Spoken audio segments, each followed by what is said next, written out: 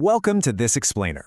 I am so glad you're here, because today we are unlocking what is honestly one of the most powerful yet totally misunderstood tools in your personal finance toolkit. Yep, we're talking about the Health Savings Account, or HSA.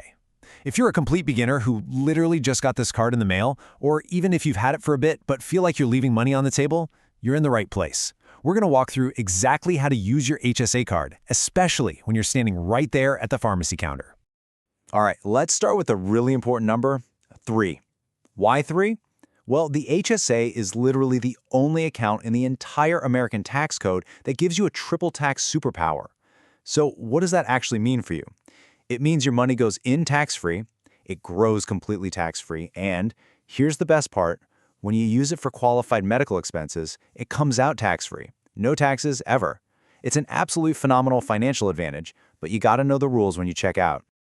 Okay, let's dive into this. Here's our roadmap for today.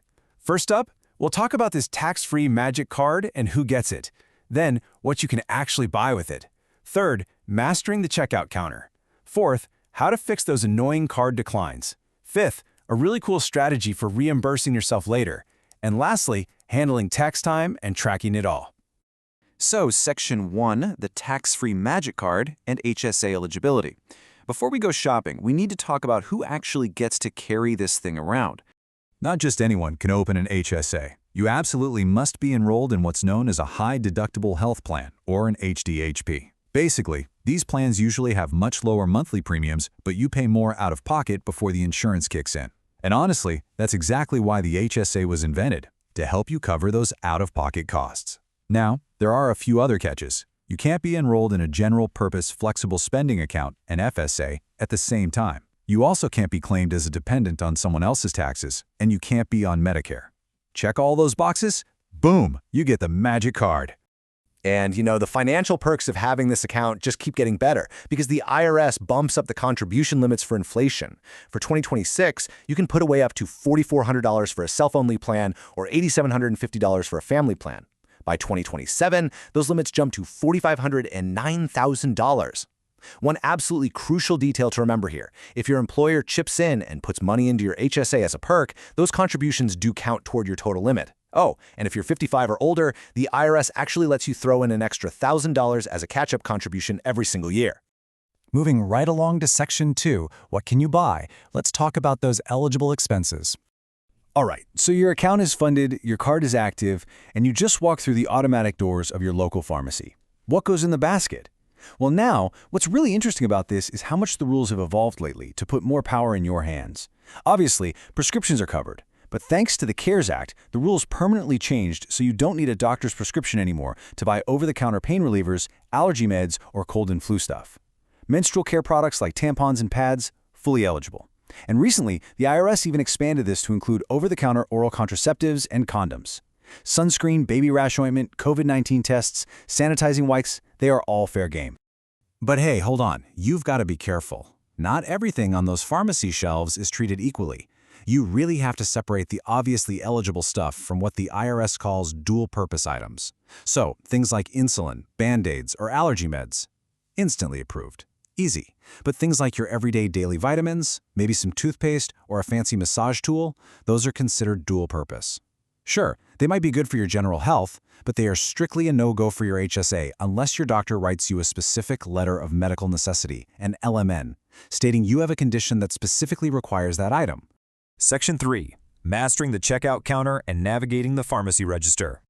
Okay, your basket is full.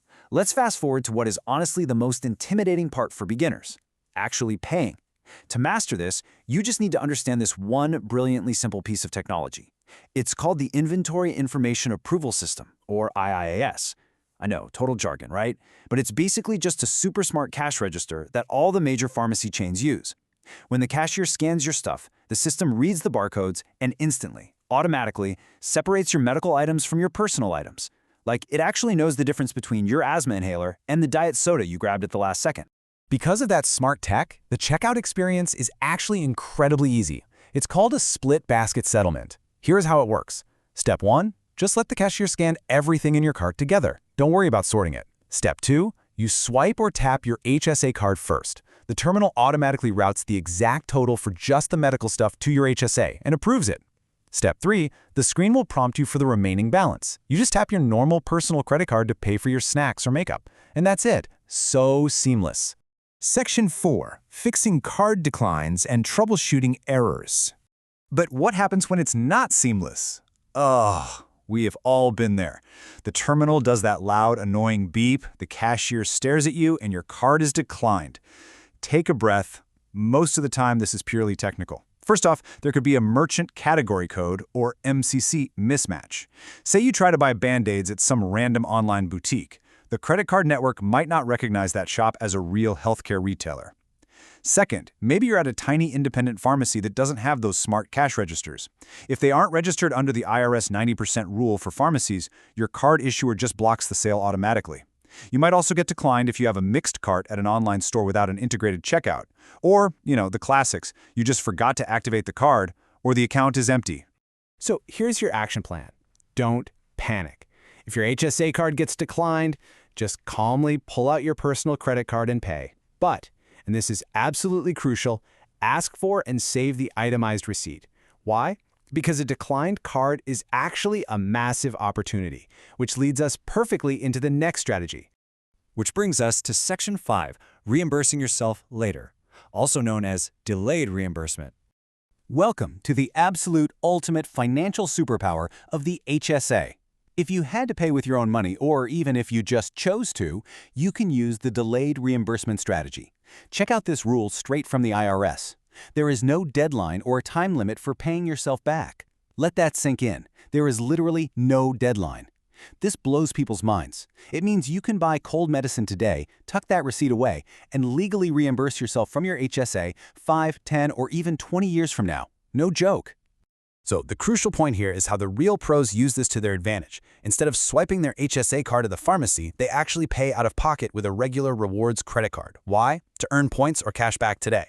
Then they digitize and save that itemized receipt. Meanwhile, they take the cash just sitting inside their HSA and invest it in the stock market, letting it compound tax-free for decades. Then, way down the road, maybe in retirement, they use that massive stack of old pharmacy receipts to withdraw all those investment gains completely tax-free. You're literally turning a spending card into a supercharged retirement nest egg. Now, a quick reality check. To pull this off, your documentation has to be bulletproof. A standard credit card statement that just says a pharmacy name? Yeah, that is not going to survive an IRS audit. A compliant receipt needs the exact name of the pharmacy, the exact date, a detailed itemization, like it has to explicitly say amoxicillin, not just pharmacy item, and it needs to show exactly what you paid out of pocket. And if it's a prescription, it's a really good idea to save the explanation of benefits, your EOB, from your insurance, just to prove you weren't already reimbursed by someone else. Finally, Section 6. Tax time and tracking. Keeping up with IRS compliance. All right, our pharmacy run is done, and our strategy is locked in. Let's head home and file some taxes. Look, keeping the IRS happy here is simple, but it's totally mandatory. If you put even a single dollar into an HSA or spend a single dollar out of it during the year, you absolutely must file IRS Form 8889. You just attach it to your standard 1040 tax return. It basically proves to the government that, hey, I stayed within the contribution limits and I only spent this money on qualified medical stuff. To fill that out, your HSA bank is going to send you some paperwork. And this brilliantly illustrates the difference between the two forms you'll see in your mail. The first one is Form 5498-SA. Think of this as the money-in form. It tracks your contributions. Weirdly, it usually shows up in May, after tax day, because you can actually make prior year contributions right up to the deadline. The other one is Form 1099-SA. This is your money out form. It reports every dollar you spent, and this one will show up in January, perfectly timed for tax prep. As we wrap up this explainer, I hope it's crystal clear how knowing these steps completely transforms your HSA.